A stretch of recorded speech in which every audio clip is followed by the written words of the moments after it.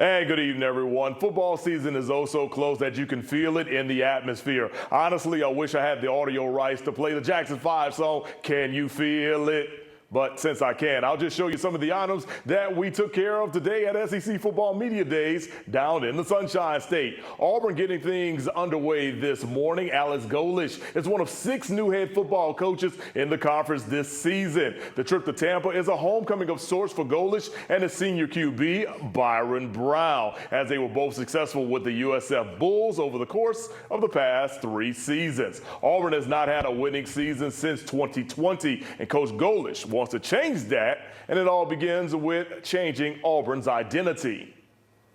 I don't really have any goals other than laying a foundation for what Auburn football is going to be for years to come, and that starts with building an identity. And this word identity is the only thing we've talked about as a program. And what does that look like for us? What is the identity of our program?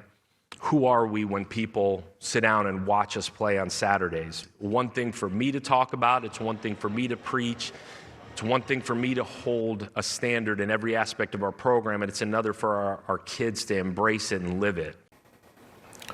One thing that was easy for Coach Golesh to identify was his quarterback. After a stellar career at South Florida, Byron Brown transferring to Auburn to finish out his career as a grad transfer. Last year, he racked up over 4,000 yards of total offense and scored 42 total touchdowns while leading USF to a 9-4 record. Now he's in the SEC where the competition goes up a level. Brown does have experience facing teams from the SEC like Alabama and Florida. Plus, he feels that Auburn's talent level across the board on offense will be outstanding.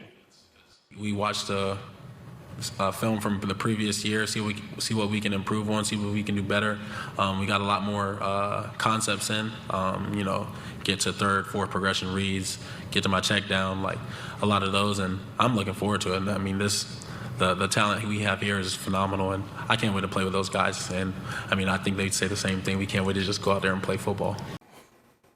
Now on October the 17th, Auburn will travel to the Peach State to play in a game between the Hedges against the Georgia Bulldogs in the Deep South's oldest rivalry. Kirby Smart is the last coach to lead an SEC squad to a CFP national title, which was in 2022.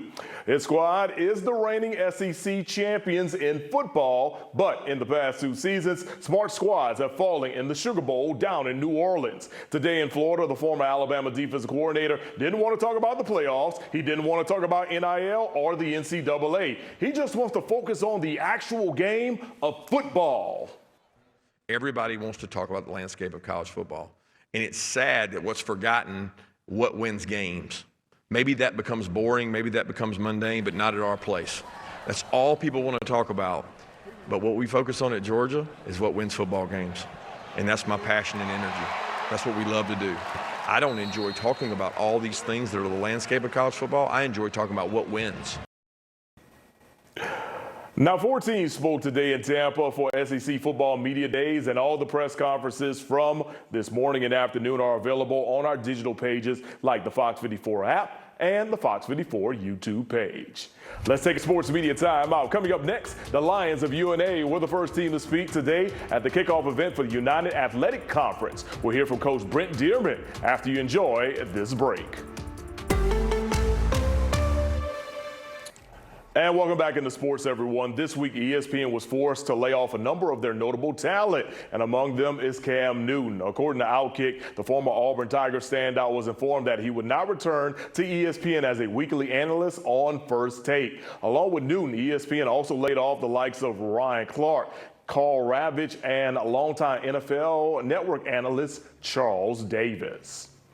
All right, the SEC wasn't the only conference that took center stage today with teams that we care about, because out in the great state of Texas, we could find the North Alabama Lions. Texas Live, which is right next to Jerry's World, was the site for today's United Athletic Conference football kickoff. Brent Dearman was joined by Destin Wade and Jaheim Ingram this morning. Of course, everyone is ready to play in the brand new Bank Independence Stadium, but at the same time, Coach Dearman is ready to see his team rise to the challenge and be more competitive. But I think our players are in a good spot. We're healthy.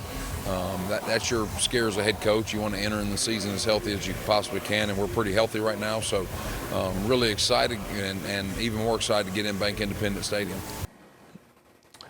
All right, here's a look at the UAC preseason poll. Abilene Christian and Tarleton State, they're the favorites to win the conference this year, followed by Austin Peay. UNA picked to finish 7th out of a total of 8 teams.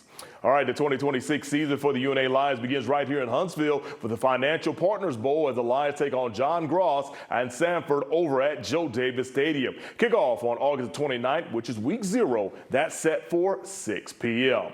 All right, boys and girls, that'll do it for your 554 Sports Report at 9 p.m. Stay tuned. Your 554 News at 10 is coming up after the break.